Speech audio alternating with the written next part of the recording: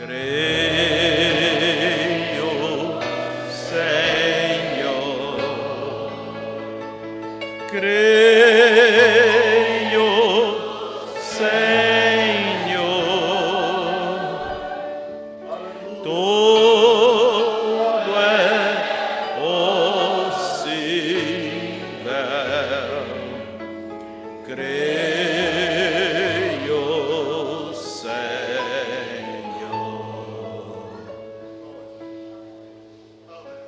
Muito obrigado, Pai eterno, por mais uma noite de repouso, por mais um dia que Tu nos concede para vivermos e desejamos viver para o Senhor. Ó Deus, Tu que tens o tempo, a eternidade, tudo em Tuas mãos, Tu que conheces o nosso futuro, não só neste dia, mas em todo o nosso futuro. Ó Deus, o futuro desta criança, o futuro do meu irmão, da minha irmã, que Tu nos conduza, que Tu nos proteja. Eu recordo que Jesus orou por aqueles que haveriam de crer nele. E nós oramos, ó Pai, pela paz do Teu povo. Oramos, ó Deus, para que o Senhor nos guie, nos guarde, que o Senhor nunca permita com que os nossos pés resbalem para fora do caminho, mas possa Tua graça nos manter, ó Deus, neste caminho até o fim da jornada. E lá no fim da jornada olhar para trás, como Paulo disse: combati o bom combate, pelejei a boa peleja, acabei a carreira e guardei a fé. E ele olhou para frente e disse: desde agora uma coroa me será dada, a qual o justo juiz, não somente para mim, mas para todos que amarem a sua vinda. Pai, assim nós queremos olhar para trás, mas olhar para frente, para as recompensas que estão diante de nós. Faz com que esse dia seja memorável em nossas vidas. Em nome de Jesus. Para tanto, tome a condução desta reunião. Amém. Bom dia para todos. Vamos deixar as crianças descerem para a sua escolinha, né? E vamos abrir nossas Bíblias em Daniel, capítulo 9. Nós anunciamos que vamos falar sobre as 70 semanas de Daniel. E realmente, irmãos, eu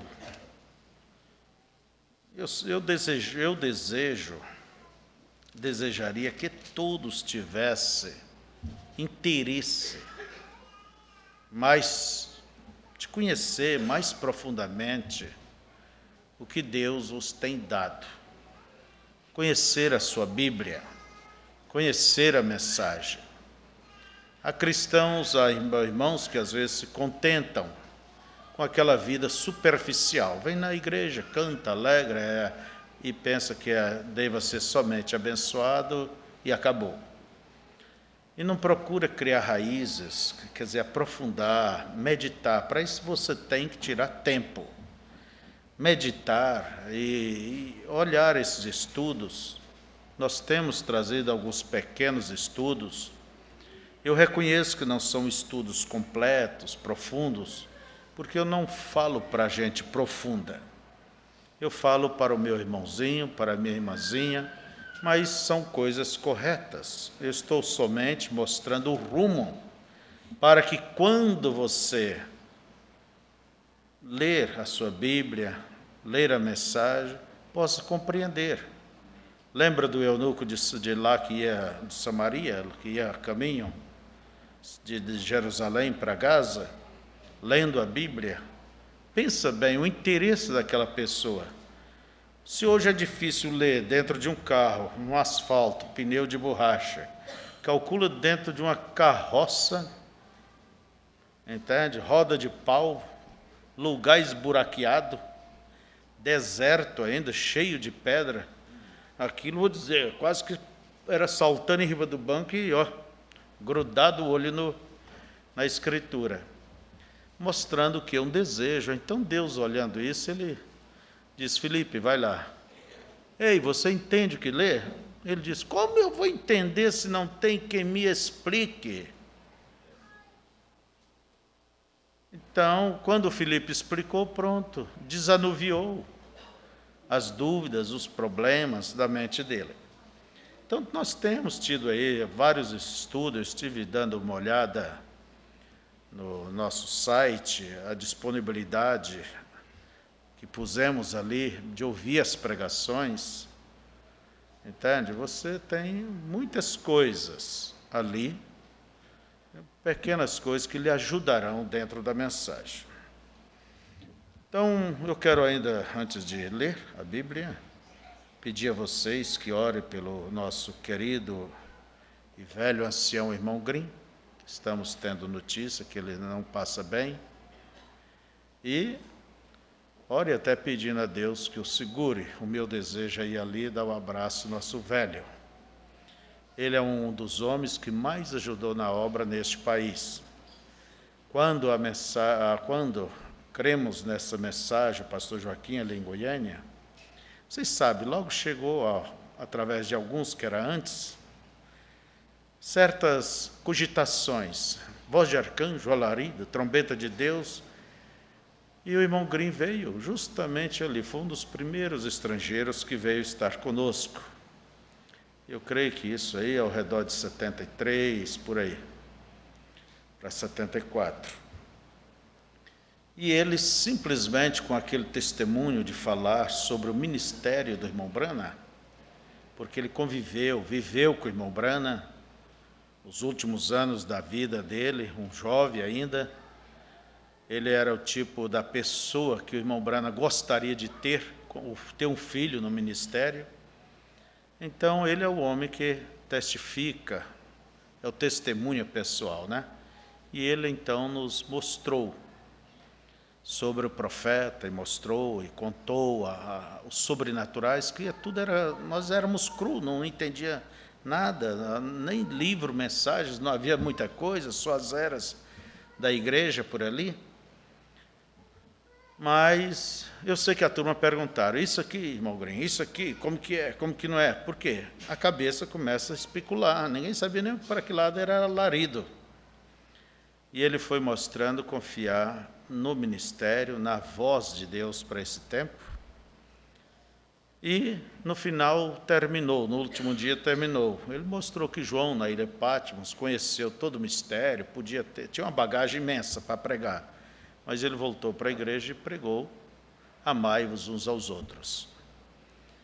Entende? Foi a melhor resposta. Isso nos tirou aquela curiosidade, aquela coisa de viver atrás de tititi, porque se tivesse entrado com isso, onde estaríamos hoje? Se uma pessoa começa a olhar tititi, coisinha daqui, coisinha dali, você não vai crescer na vida espiritual, você simplesmente não vai muito longe.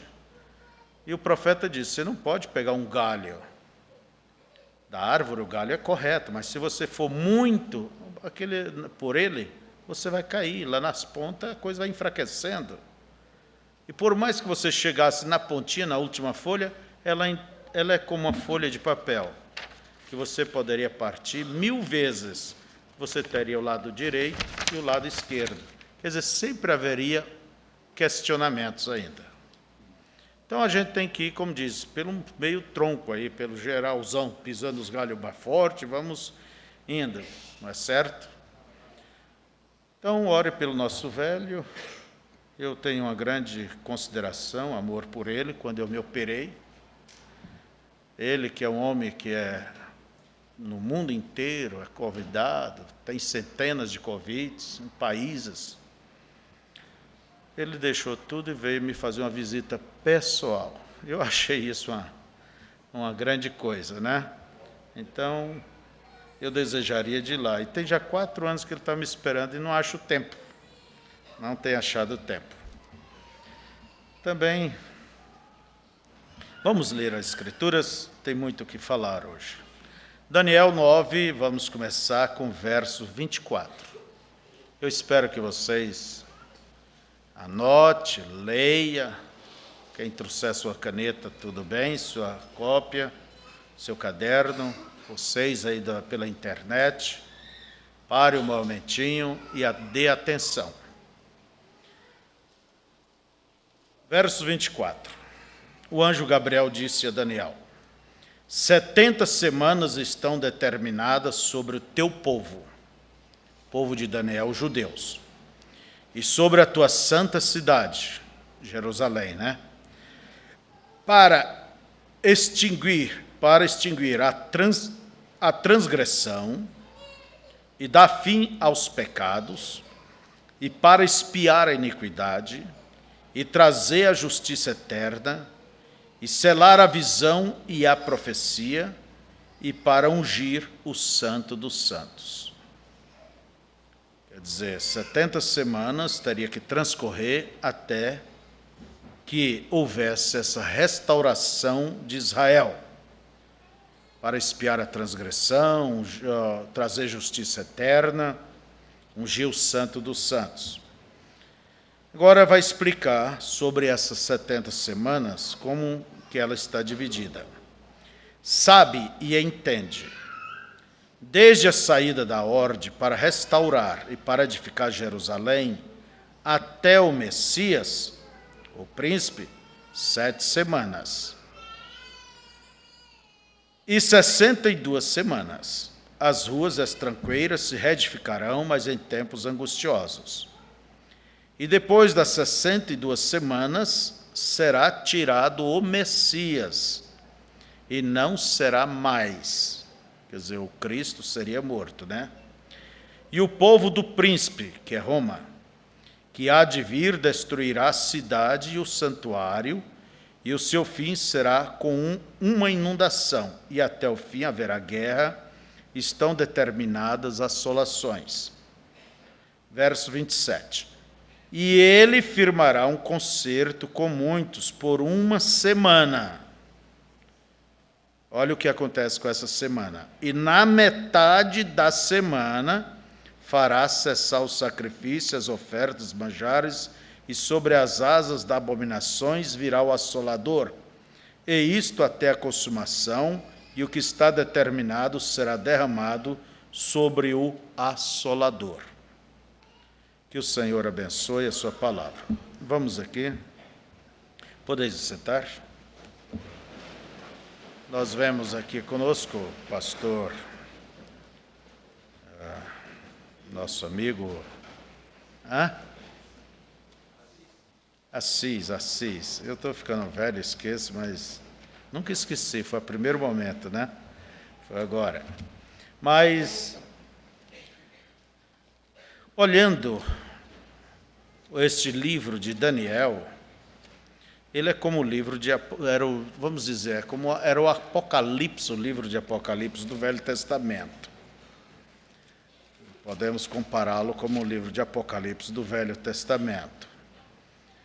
Se vocês observam no capítulo 9, logo no início, Daniel diz: no primeiro ano de Dario, filho de Assuero, da nação dos Medos, o qual foi constituído rei sobre o reino dos caldeus, no ano primeiro do seu reinado, eu, Daniel, entendi pelos livros que o número de anos de que falou o Senhor ao profeta Jeremias, em que havia de acabar as assolações de Jerusalém, era de 70 anos. Então, Daniel leu no livro de Jeremias, capítulo 29, verso 10, a mesma escritura, que os judeus, Israel, ficaria no cativeiro em Babilônia durante 70 anos. E você não deva fazer, irmão, confusão entre 70 anos e 70 semanas. Então, quando Daniel ele leu isto, já estava próximo de cumprir os 70 anos. Faltava 2 anos. E Daniel, então, ele diz que ele dirigiu-se o rosto em oração ao Senhor. Você leia Daniel 9, todo o capítulo, você vai ver uma bela oração, uma oração de alma. E então Deus enviou, em resposta à oração de Daniel, o anjo Gabriel, o arcanjo. Geralmente, Gabriel está ligado às anunciações importantes, ele que anunciou a Maria o nascimento de Jesus. Então, Gabriel veio e mostrou que não era somente 70 anos, 70 anos seria o retorno do cativeiro, mas estava determinado 70 semanas teria que se passar até que Israel fosse restaurado. Essa restauração significa trazer justiça eterna, significa cumprir as visões, as profecias.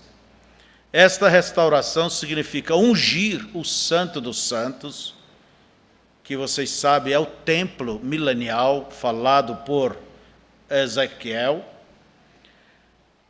Então vejamos que quando Daniel ele examinava todos os livros referente à restauração de Israel, vamos dizer, o livro de Isaías, o livro de Jeremias e dos demais profetas, que o Velho Testamento está cheíssimo de promessas falando deste acontecimento, que mostra que Israel terá um futuro glorioso, um futuro esplêndido, que Israel seria a cabeça das nações e não o rabo, que ela seria uma nação administrada pelo próprio Deus.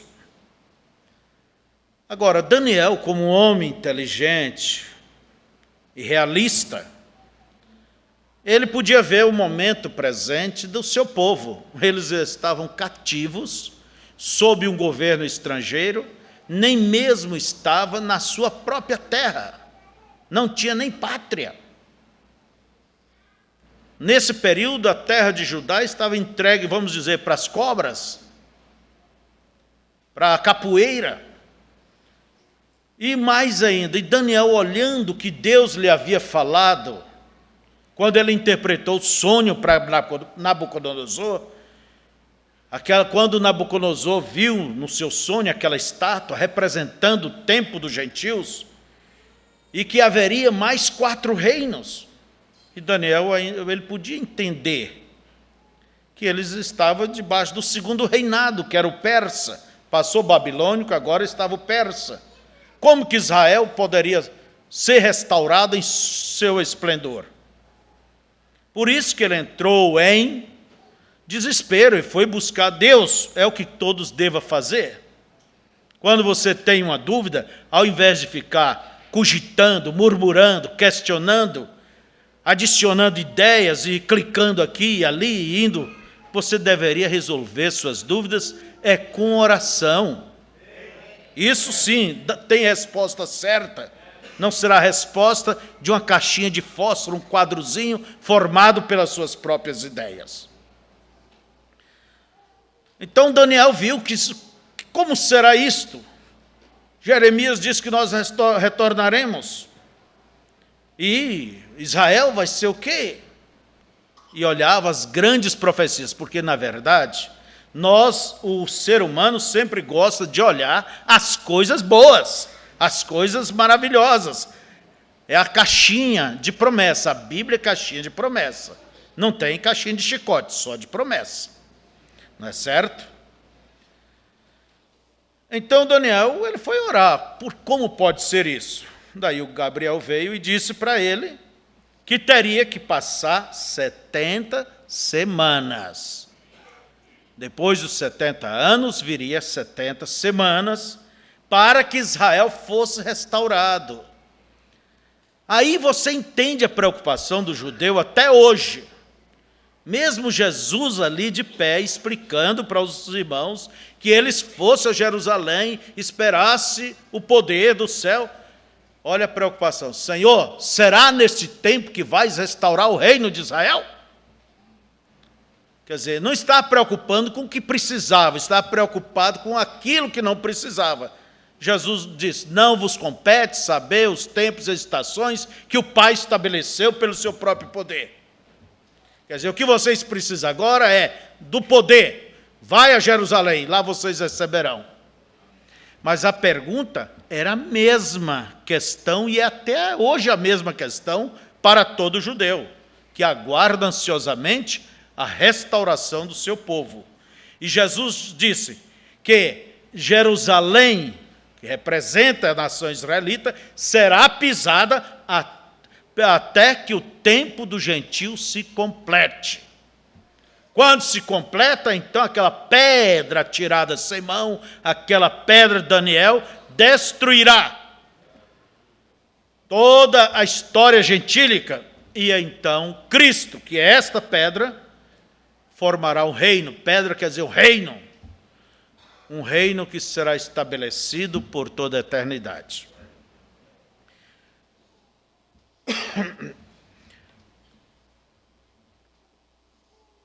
Agora, quando se fala, eu quero pôr aqui uma observação. Muitas vezes chamamos esta pedra, que na verdade para nós chamamos pedra de coroa. Mas você tem que entender que há uma diferença. A pedra espiritual, quando ela vem espiritualmente, ela vem sobre a igreja espiritualmente, a pedra coroa, para acoplar e levar o corpo. É espiritualmente, Cristo. Mas ele virá, mas fisicamente, essa pedra coroa, quando ela vier fisicamente, hoje é espiritual, mas quando ela vier fisicamente na terceira vez, será para destruir os sistemas mundiais e estabelecer o milênio. Não confundam uma coisa com a outra. Não pense que a pedra coroa é aquela de Daniel ali. É o mesmo Cristo. Mas hoje ele é espiritual, trabalhando com a igreja. E quando ele vier, vai acoplar ali e levar este corpo, que é a sua igreja. Então o arcanjo Gabriel mostrou a Daniel que faltava essas 70 semanas para que Israel chegasse a restauração completa. Por isso, o irmão Branham, ele pregou essas mensagens chamadas as 70 semanas de Daniel.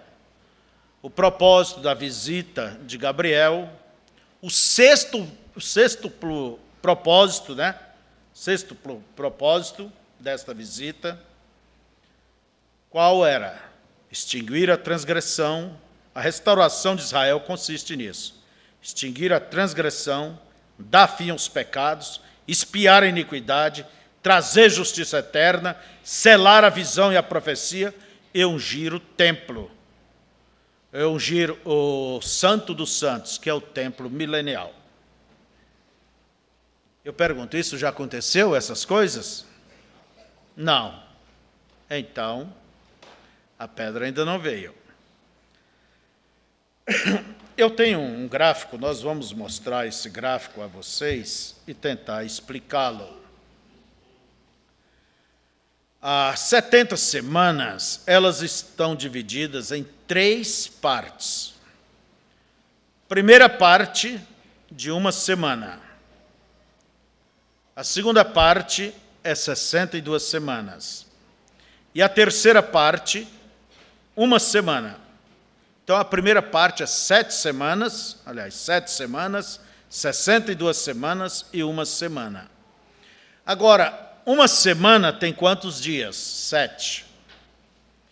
Cada dia representa um ano. Cada dia representa um ano. Deus, ele não marcou datas para nós, tempo para os gentios. Não, ele não marcou.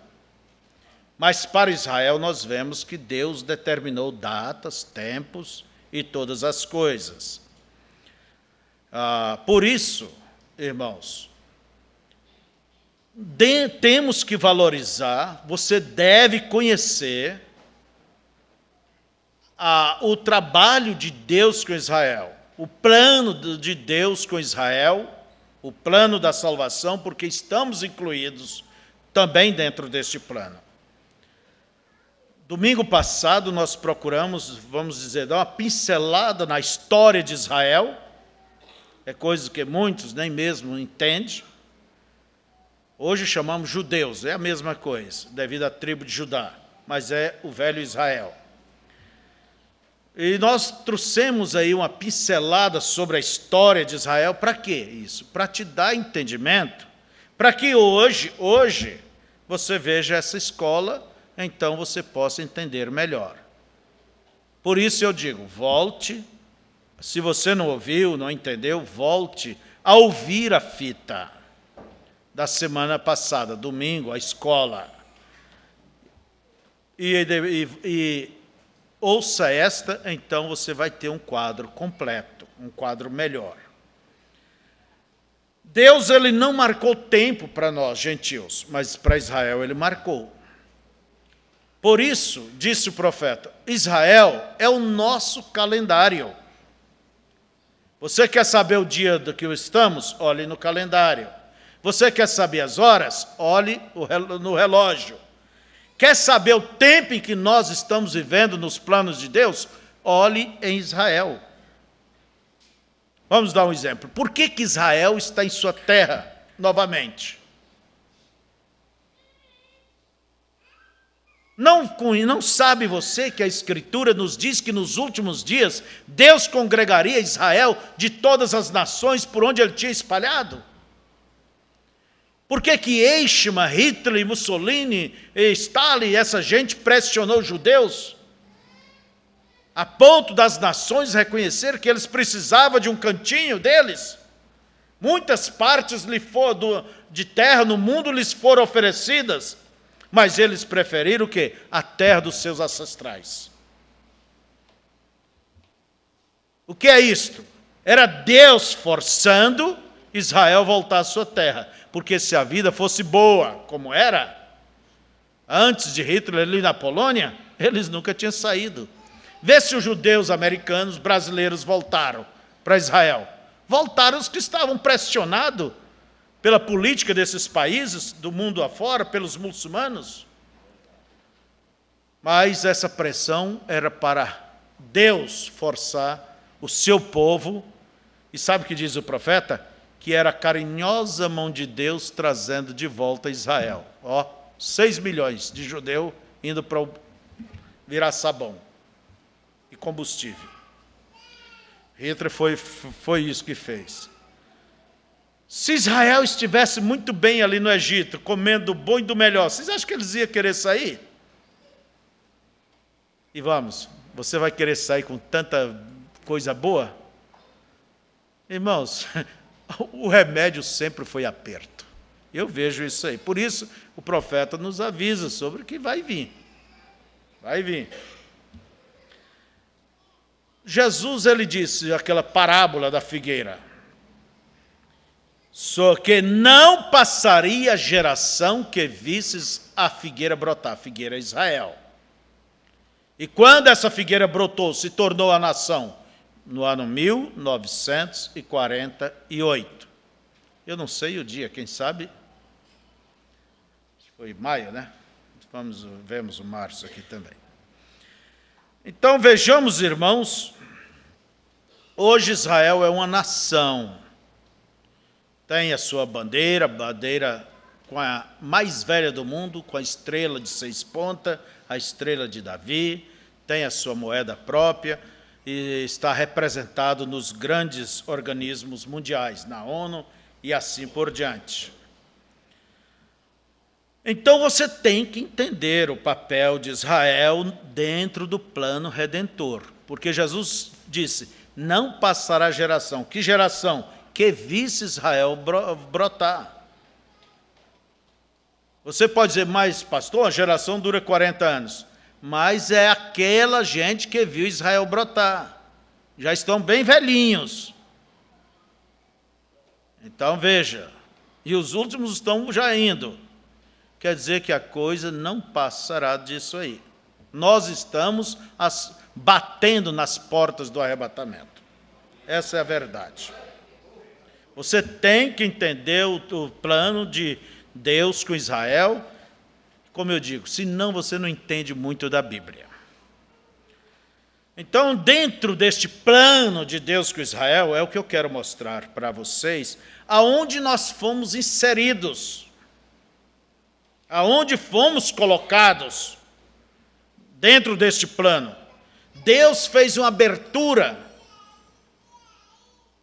criou um parêntese entre essa linha do trato com Israel para nos chamar. Entende? Para nos chamar. Para poder nos incluir neste plano da salvação. Por isso que quando Jesus veio para o que era seus e os seus não receberam. Pense, se os judeus tivessem reconhecido que ele era o Cristo, tudo teria terminado. Nós não teríamos nenhuma chance. Por isso, Deus o cegou para que o evangelho viesse a nós. Disse Pilato: devo eu crucificar o vosso rei? Tira diante de nós este, nosso rei é César. E o que farei dele? Crucifica-o. Pilatos lavou as mãos e disse: a culpa é vossa. Caia sobre nós e sobre nossos filhos o seu sangue. E não tem um povo que mais tem sofrido no mundo do que o povo judeu. Perseguido por muçulmanos, perseguido pelos sistemas católicos. Passei numa das praças em Portugal o ano passado, só li, mais de 5.000 judeus foi morto. Mas, veja vocês, caia sobre nós o seu sangue. Por isso que em Apocalipse capítulo 6, o quinto selo, aquelas almas debaixo do altar, era Israel. Porque Deus é justo. Deus teria que salvá-los, porque o próprio Deus os cegou. Por isso lhes foram dadas vestes brancas, quanto ao cristão já tem suas vestes brancas. E veja eles dizendo: até quando, Senhor, não vingarás o nosso sangue dos que habitam sobre a terra? Um cristão, ele não pede vingança. Um cristão faz como Estevão: Senhor, perdoa. Aquele era as almas debaixo do altar, era Israel. O verdadeiro judeu, não qualquer judeu, mas o judeu tradicional, guardador da lei, ortodoxo.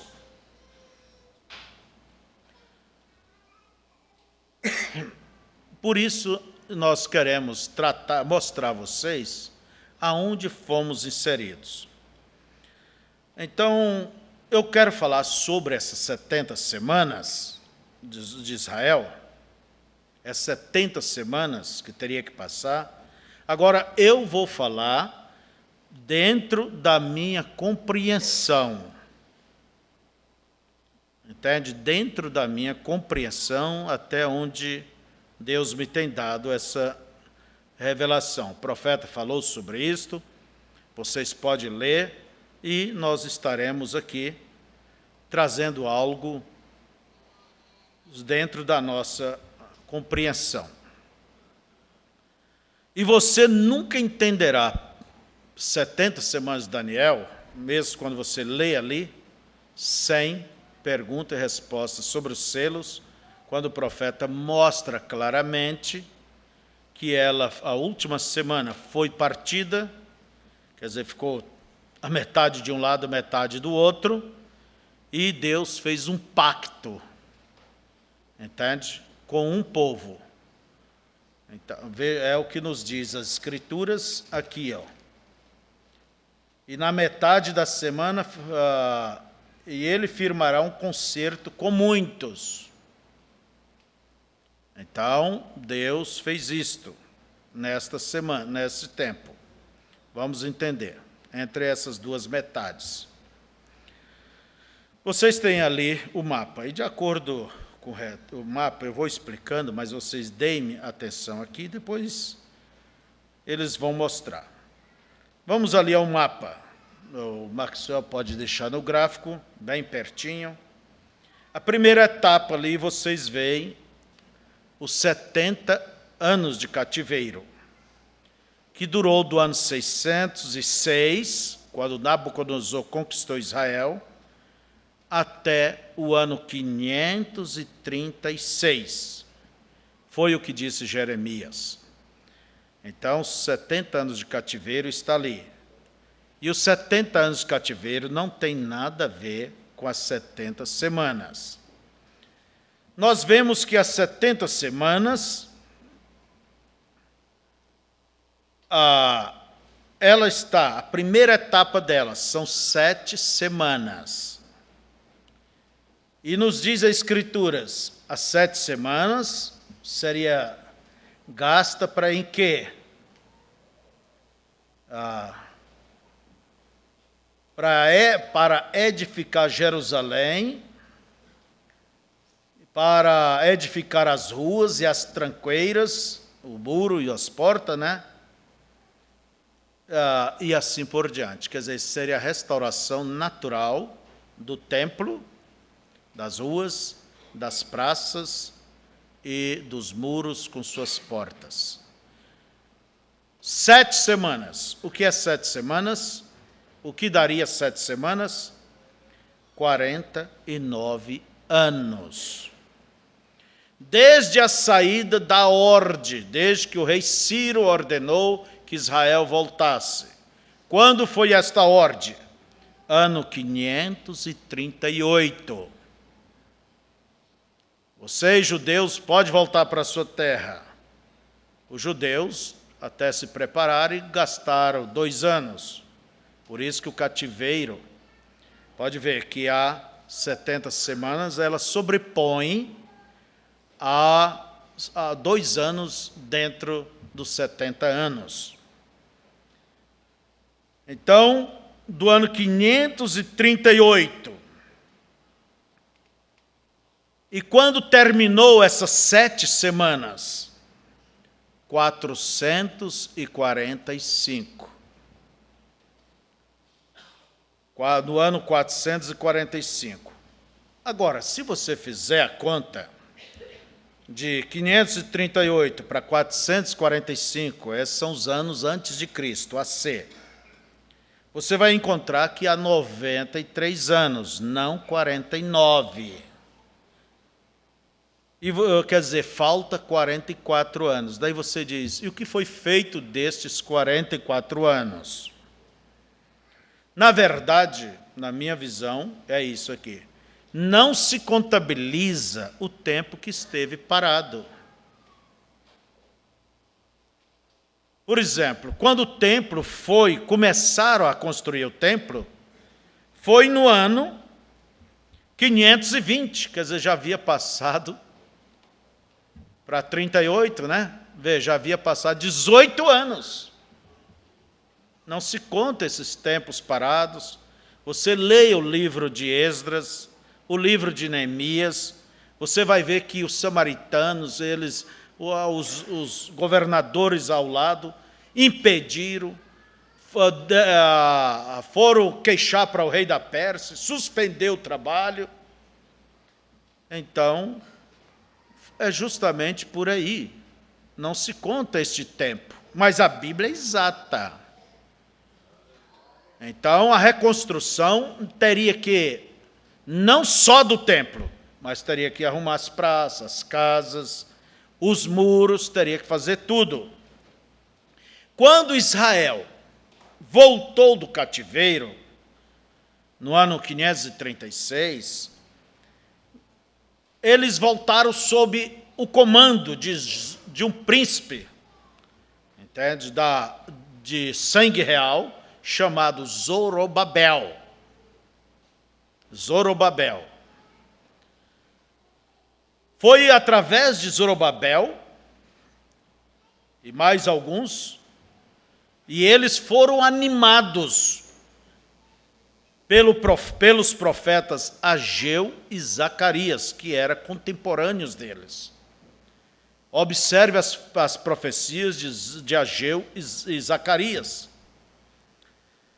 Zorobabel, ele retornou para Israel com uma colônia de judeus de aproximadamente 50 mil pessoas.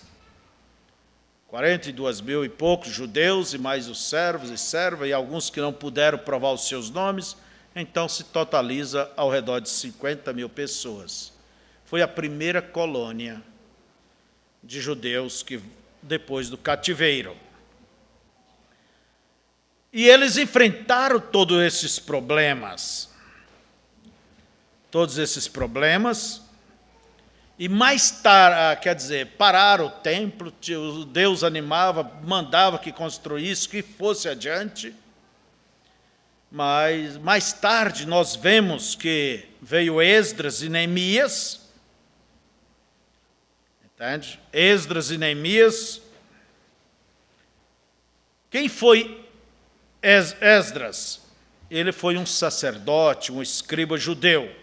Quando que ele veio para Jerusalém? No ano 458, muito tempo depois dos judeus estarem ali. Ele veio com uma segunda colônia de judeu, creio que ao redor de 1.800 judeus. O que fez Esdras? Ele foi um organizador, ele era um sacerdote, ele fortaleceu aquela colônia judaica, que era administrada pelo velho príncipe Zorobabel. E eles já haviam, até então, reconstruído, olha bem, o templo, uma coisa bem mais simples, né? Eles haviam reconstruído as praças, eles haviam reconstruído, restaurado as casas, as ruas, mas a proteção da cidade não estava reconstruída, que eram os muros com suas portas. Então veio Neemias, que era um copeiro do rei, ali da Pérsia, e Neemias soube da situação lá na sua terra, ficou triste.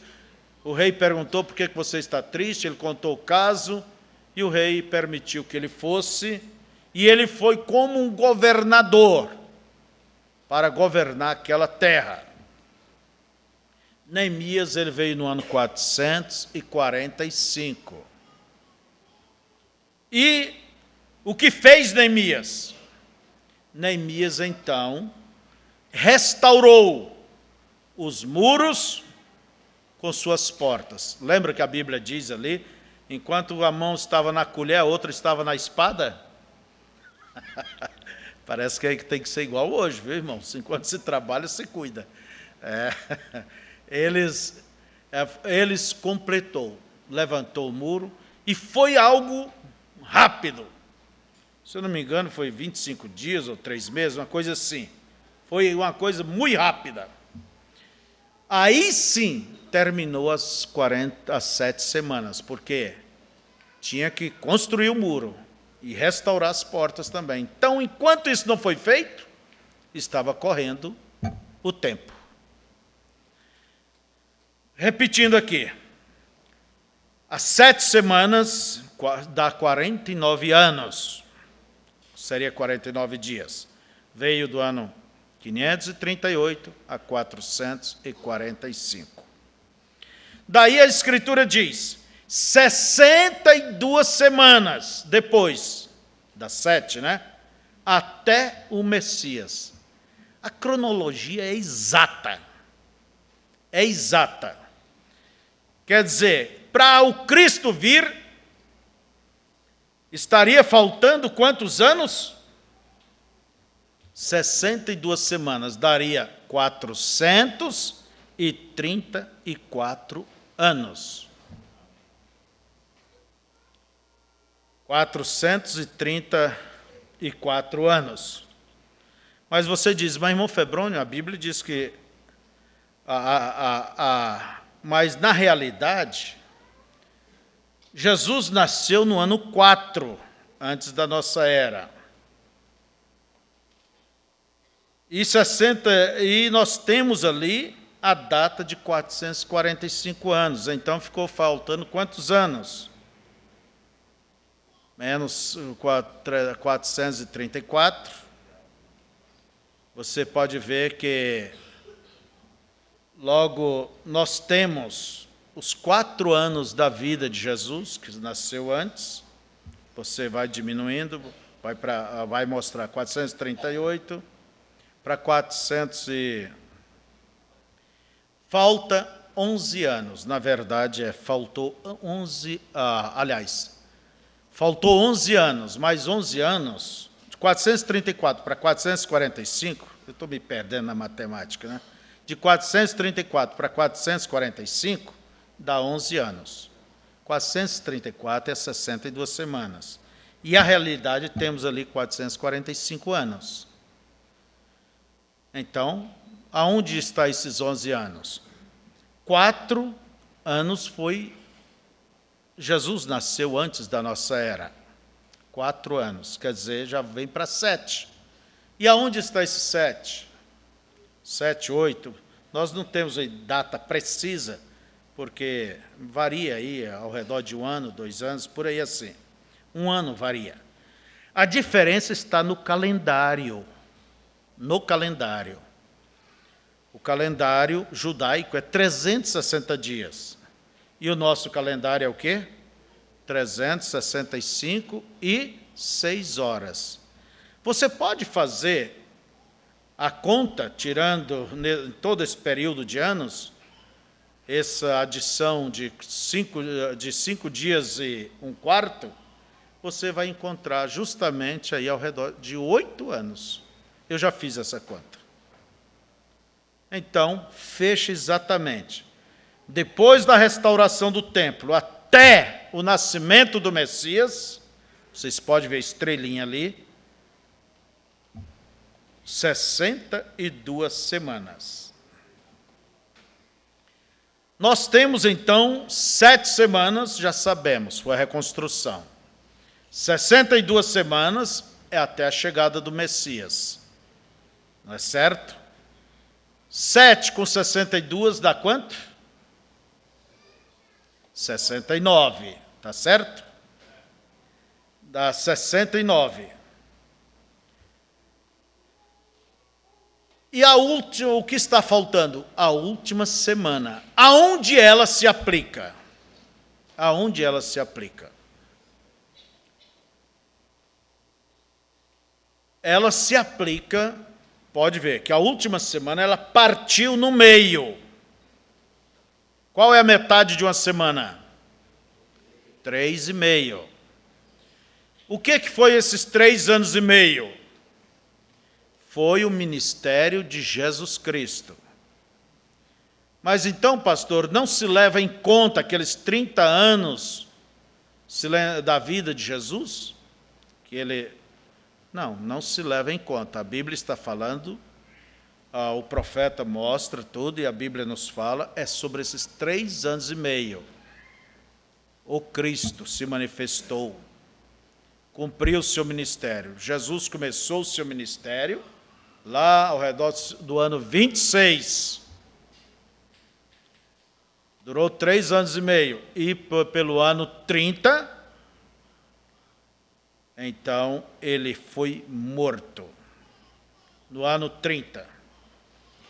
Essas datas agora são precisas, todas essas datas. Ele morreu no ano 30. Nasceu lá, vocês veem a estrelinha, e morreu no ano 30. Então, ele morreu com 33 anos e meio, por aí assim. Agora é que eu quero que vocês prestem atenção. Bem,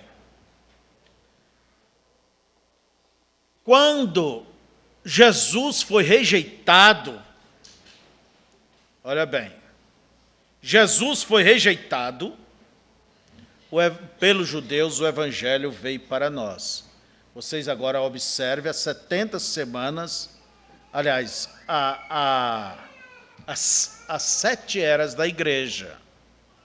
As 7 eras é o tempo que Deus trata conosco.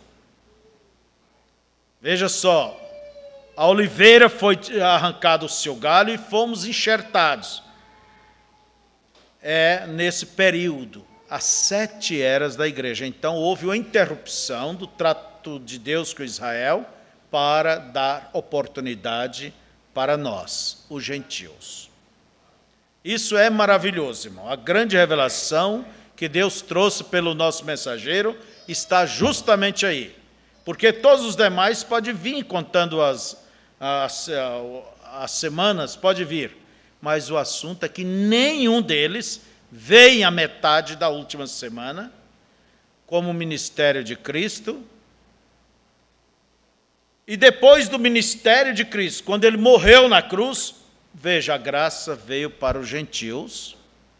Paulo, olha bem, Paulo foi o apóstolo e profeta para os gentios, enquanto os apóstolos ficaram trabalhando entre os seus irmãos judeus, e o evangelho ficou por ali por uns 23 anos. Por isso que a era da igreja de Éfeso começa em 53, mas a igreja nasceu pelo ano 30, quando houve o derramamento do Espírito Santo. Na verdade, houve duas etapas ali. Como na última dispensação Laodiceia, há duas etapas. Deus traz com os pentecostais e com a noiva da palavra hoje. Por isso que eu disse que é necessário conhecer a história de Israel para você ver onde está a nossa chamada. Aonde nós estamos ali. E dentro das eras da igreja, por isso que vocês leiam as eras da igreja, conheça profundamente as eras da igreja. E lembre-se disto, o profeta, ele pregou ela pelo ano 60, mas ela foi revisada. E você vai encontrar, quando ele pregou esse sermão original das eras da igreja, eu tenho ele em espanhol, há muitas coisas que ele não fala no livro da nossa era, que ele autorizou, porque ele revisou isso. E liberou, quando? No ano 60? Não, no ano 65. Foi liberado esses livros. Ele examinou junto com o irmão Levi. Então não é uma coisa, quer dizer, antes de 63. A revisão não, é depois.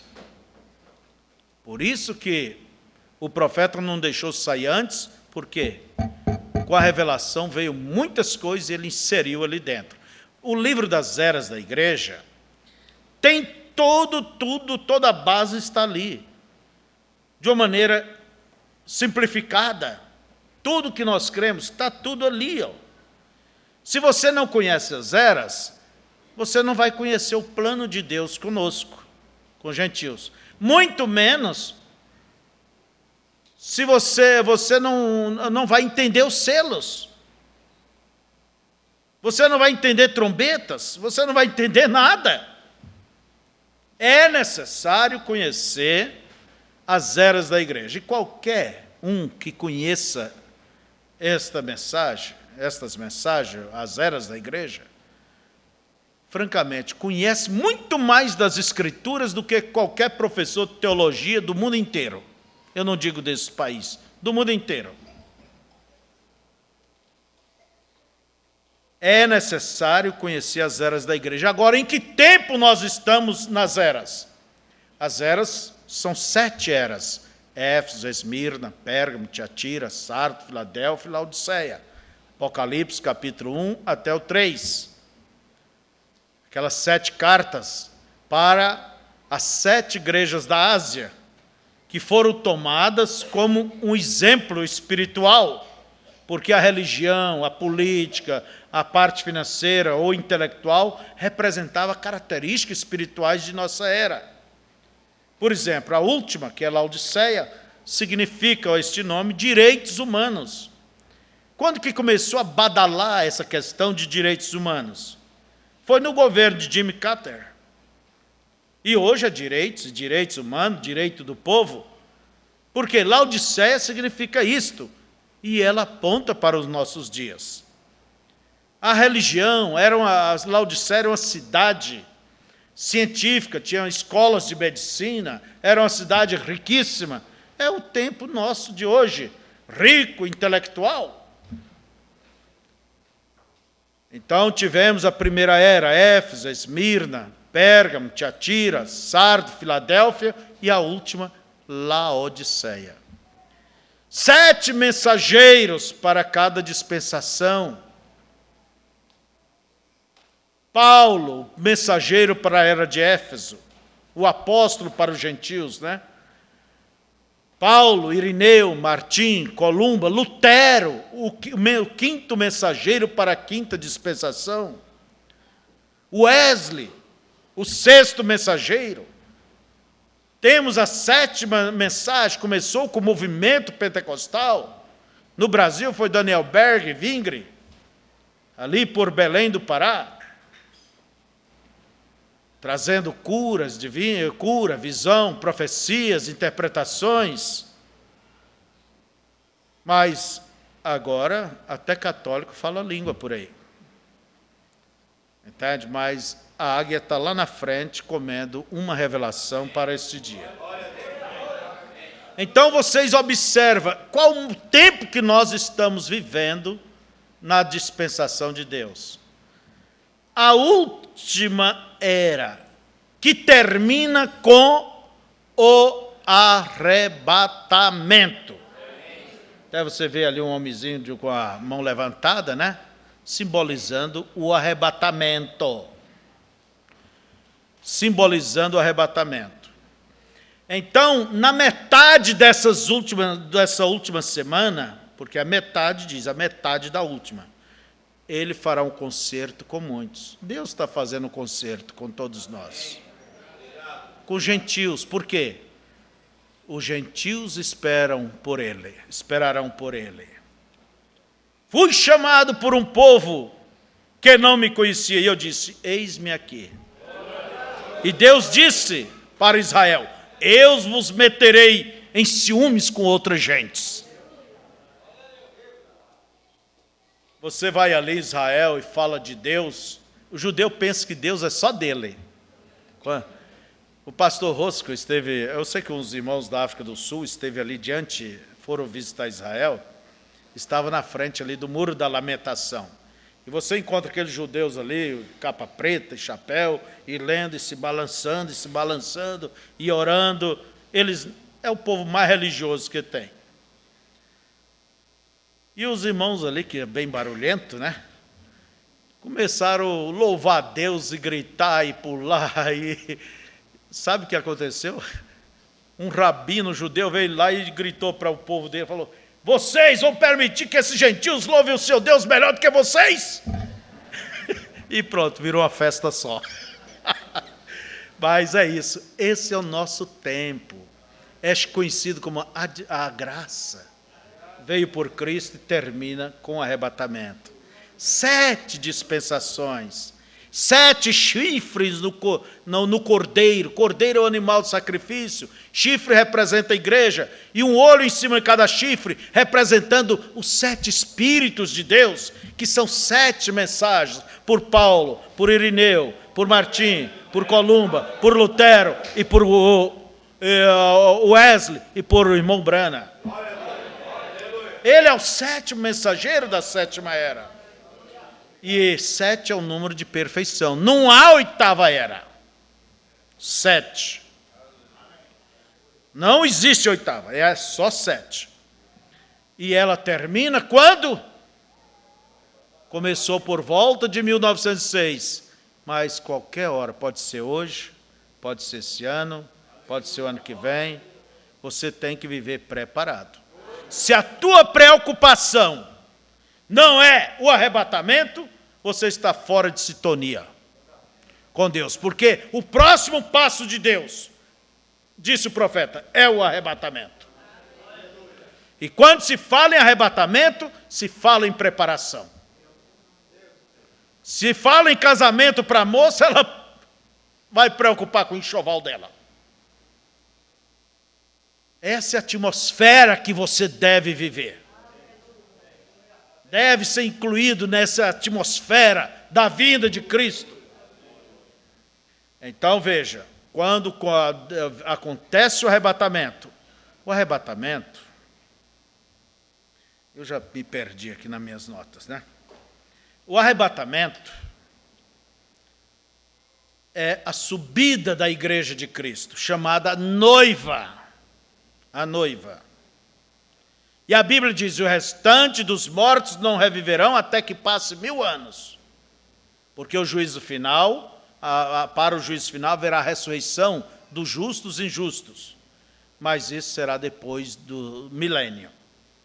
Mas a noiva será arrebatada justamente para ela não passar pelos 3 anos e meio da grande tribulação, que é a última metade da 70ª semana.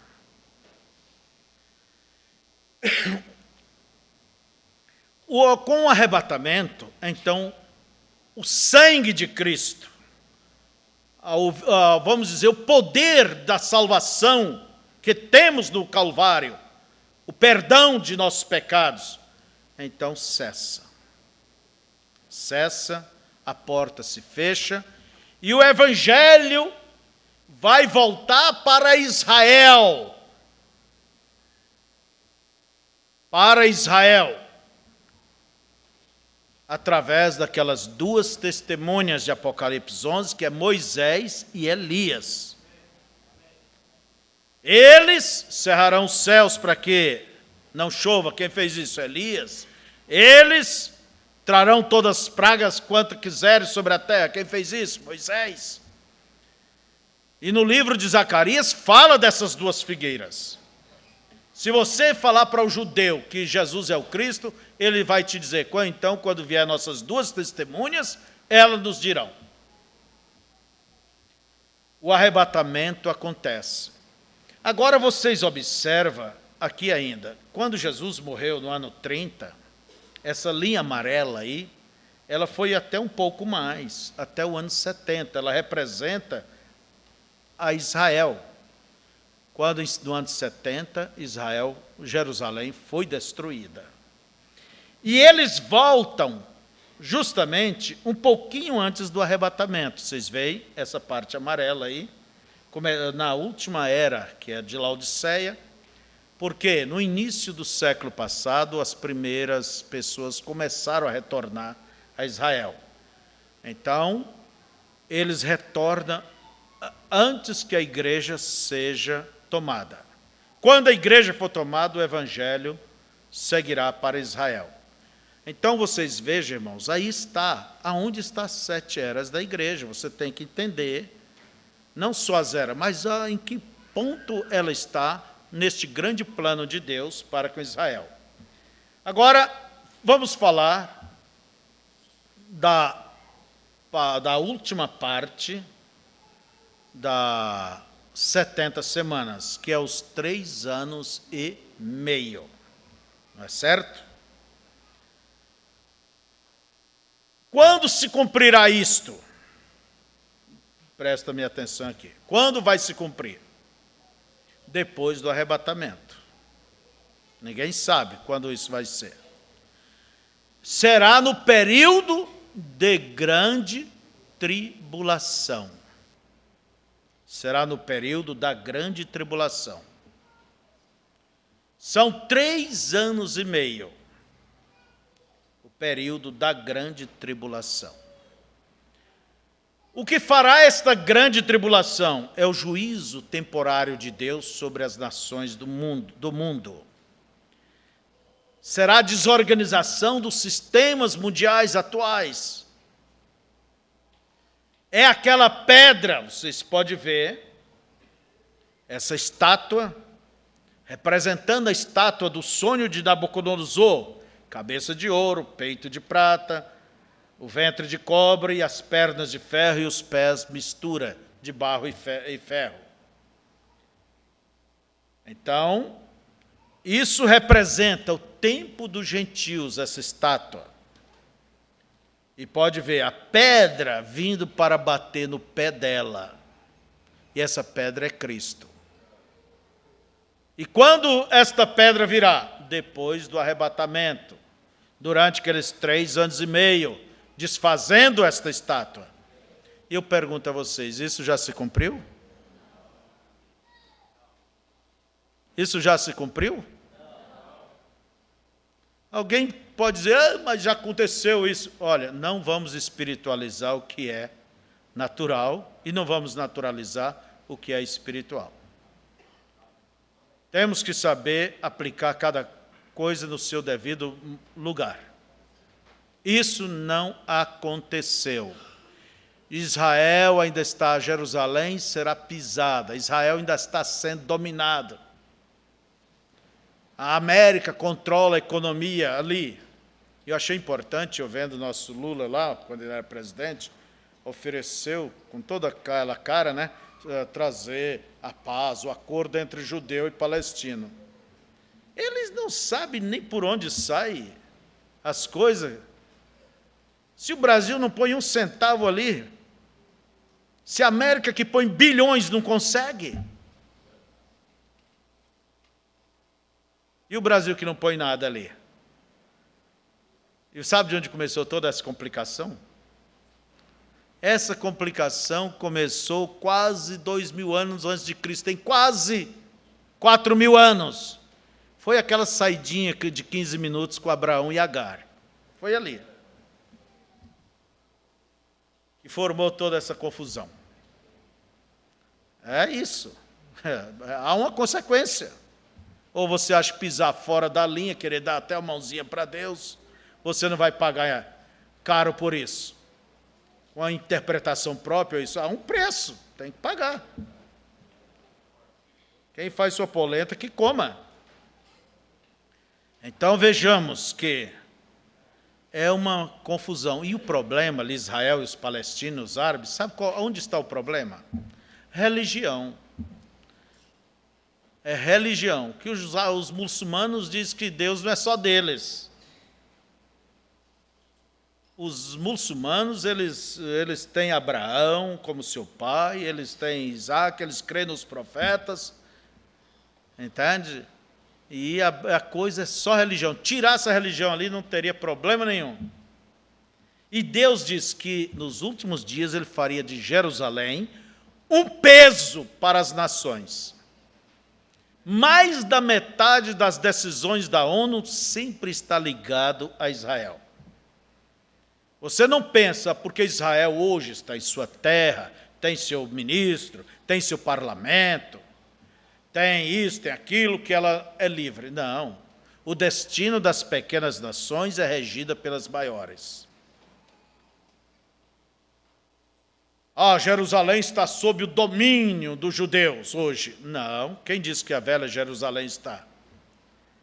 Se estivesse, eles teriam posto os gabinetes dos ministros ali, mas as nações tentaram várias vezes, mas o protesto é geral.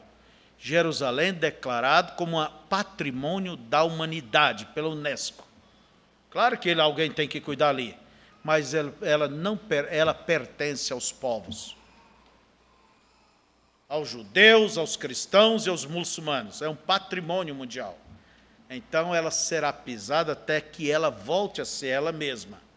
Porque no Velho Testamento, se você é um leitor da Bíblia, você vai ver que o futuro de Israel, a capital será, diz a Bíblia, Jerusalém mesmo. Ainda diz a palavra, mesmo. Agora, Israel não foi restaurado. A tribulação não aconteceu. A restauração vem quando? Com a vinda de Cristo, que é esta pedra, desfazendo os sistemas mundiais, a história, esmiuçando o ferro, o cobre, a prata, o ouro, toda a história humana. E então o milênio, o grande reino. O filho de Davi para com Israel. Aí se cumprirá isso, será ungido o santo dos santos, se cumprirá a visão e a profecia, será expiada a iniquidade, fará cessar o pecado, mas até agora não. São Paulo tem os maiores movimentos dos gays, é São Paulo. E acho que o segundo é Jerusalém. Quer dizer que não cessou o pecado lá não. Mas quando vier aquela pedra, vai cessar. Vai cessar. Então, veja que após esses últimos 3 anos e meio, que complementa as 70 semanas, Daniel, aí sim será respondida a preocupação de Daniel. Será restaurado Israel. Entraremos no milênio, chamado milênio. É o reino de 1000 anos. Amém?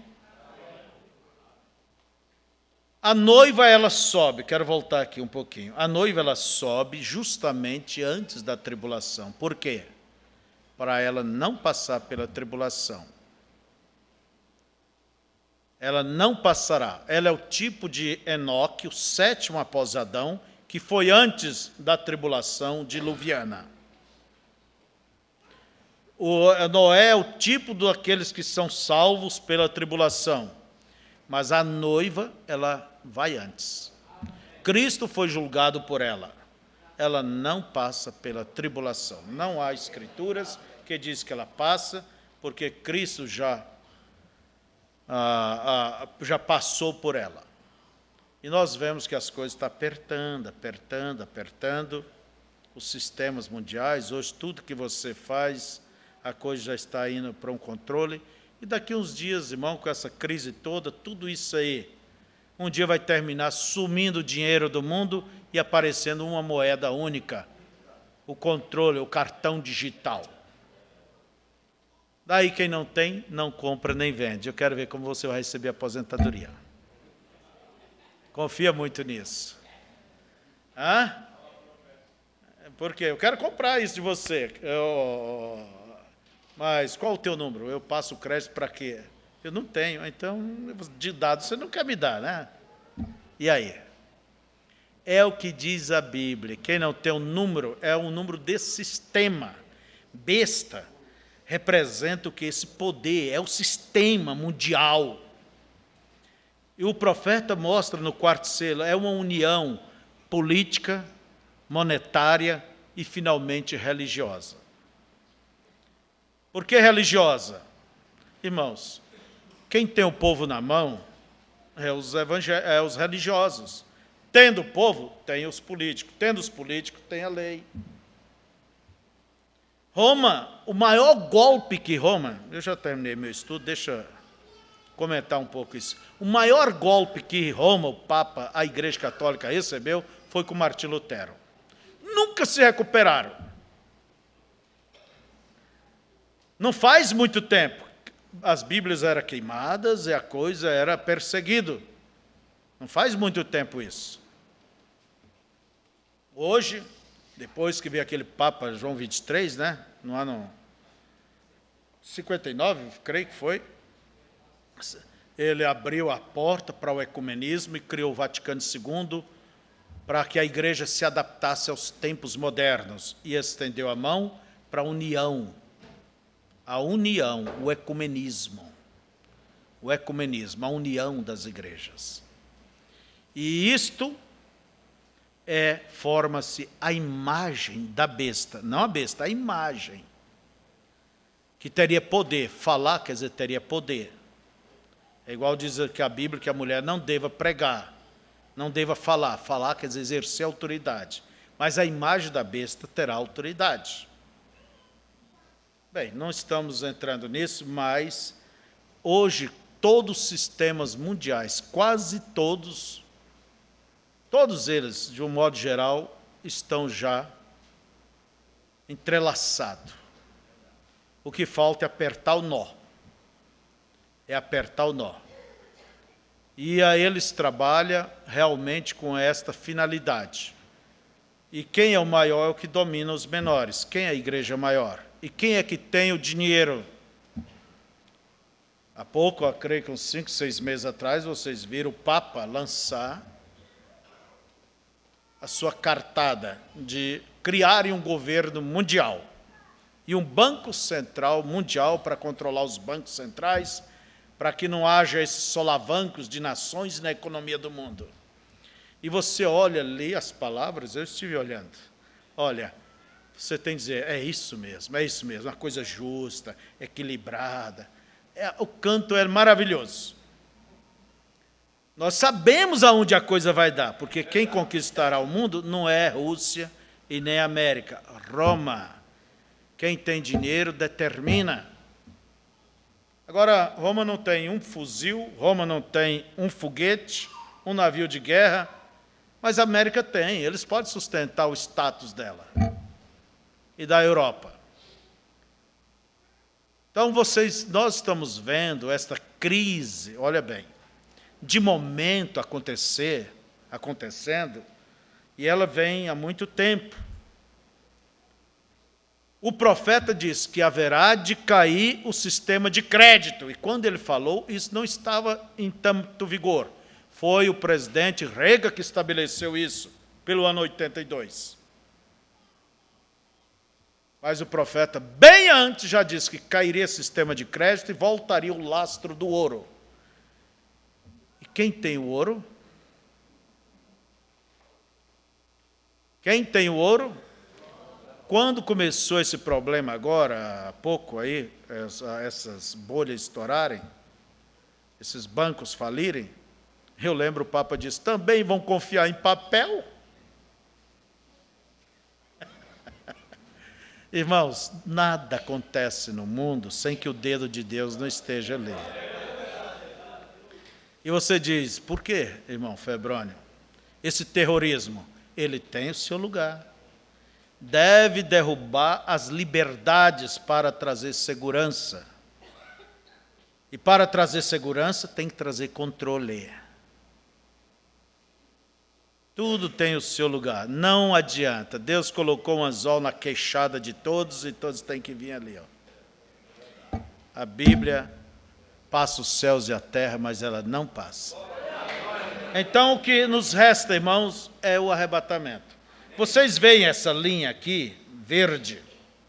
Verde, mostra lá, Maxwell. Essa linha verde aí debaixo das eras da igreja. Isso Cadê? Não mostrou, né? Vamos lá no mapa ainda. Eu só vou mostrar aqui, só isso. Essa linha verde embaixo aí das eras representa a plenitude dos gentios. Está vendo? A plenitude dos gentios. Plenitude é salvação. Entende? Que veio desde a cruz até o dia do arrebatamento. Essa outra linha maior, embaixo, que vocês veem, ela representa o tempo dos gentios. Isso é um domínio político, não é salvação. É o domínio daquela estátua, cabeça de ouro, daqueles reinos, que veio desde o ano 606 até o fim da grande tribulação. Então, há diferença entre plenitude dos gentios e tempo dos gentios. Uma coisa não tem nada a ver com a outra. Uma é salvação e a outra é domínio político. Então, que Deus abençoe. Alguma pergunta? Levante sua mão, você não entendeu, pode perguntar. Não vai dizer que todo mundo entendeu bem. Ou quase, né? Vamos dizer. Mas isso aí vocês podem complementar, lendo a Bíblia. Entende? Lembre-se que logo que Deus levar a igreja, o Evangelho volta para Israel. Tiago fala nisso em Atos capítulo 15. E as Escrituras estão cheias disso aí. O Evangelho voltando para Israel. E se você vê aquelas duas testemunhas pregando por aí, tem muita gente que diz, eu preciso de televisão. Ok, tem que ver as duas testemunhas. Ó, você ficou. Você ficou. Tá bem? Eu não quero ver elas, não. Aqui não. Lá tá, mas aqui não. Está bem? Então, que Deus os abençoe. Vamos ficar de pé?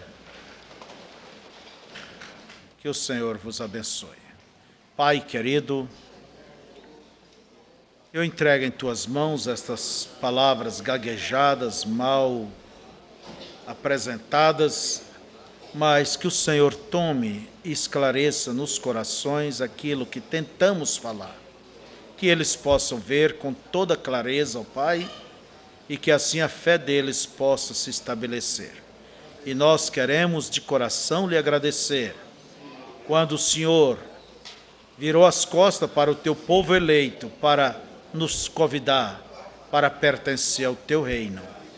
Ó Deus, para sermos a tua noiva, assim como José tinha uma esposa ali no Egito, assim o Senhor tem também um povo tirado de entre os gentios.